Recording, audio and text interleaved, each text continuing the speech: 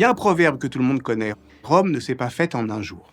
Et lorsque les Romains pensaient leur histoire, lorsqu'ils la rêvaient, lorsqu'ils la célébraient, ils la célébraient à partir d'un premier jour. Et ce jour-là, pour les Romains, c'était le 21 avril 753 avant notre ère. Essayer de réfléchir à cette date, c'est se poser la question de savoir, au fond, quelle histoire fait cette date ? Peut-être que c'est une histoire d'avant l'écriture, d'avant l'inscription monumentale, d'avant l'exactitude du document. Et alors, il faudra aller la chercher entre le mythe et l'histoire. Et alors, il faudra, d'une certaine manière, comprendre si les légendes laissent des traces au sol. Pour recevoir le mythe de la fondation de Rome, il nous faut suspendre notre incrédulité comme Tite-Live avait choisi de le faire en écrivant son histoire romaine au début de notre ère. Prenons alors les récits pour ce qu'ils sont, des fictions qui disent quelque chose sur le cours du temps.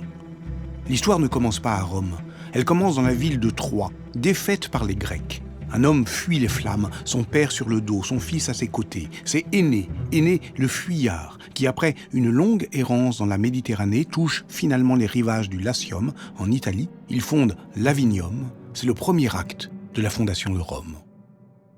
Énée est un fondateur, c'est le fondateur troyen d'une ville en Italie, mais cette ville n'est pas Rome, c'est Lavinium. Deuxième acte, c'est son fils, qu'on appelle Ascagne, parfois Iule. Son fils qui, lui, quitte Lavinium et qui va fonder une deuxième ville, qui est Albe. Le troisième acte est celui des descendants. La généalogie n'est pas claire, mais les auteurs s'accordent à dire que le descendant d'Ascagne est le roi Numitor. Numitor a un frère qui s'empare du pouvoir et qui contraint sa nièce Rhea Silvia à devenir vestale, c'est-à-dire prêtresse et chaste. Mais elle est violée par le dieu Mars pendant son sommeil. Des jumeaux naissent. Il s'agit de Romulus et de Rémus. Les enfants sont abandonnés, une louve les nourrit jusqu'à ce qu'ils soient recueillis par un berger qui passait par là.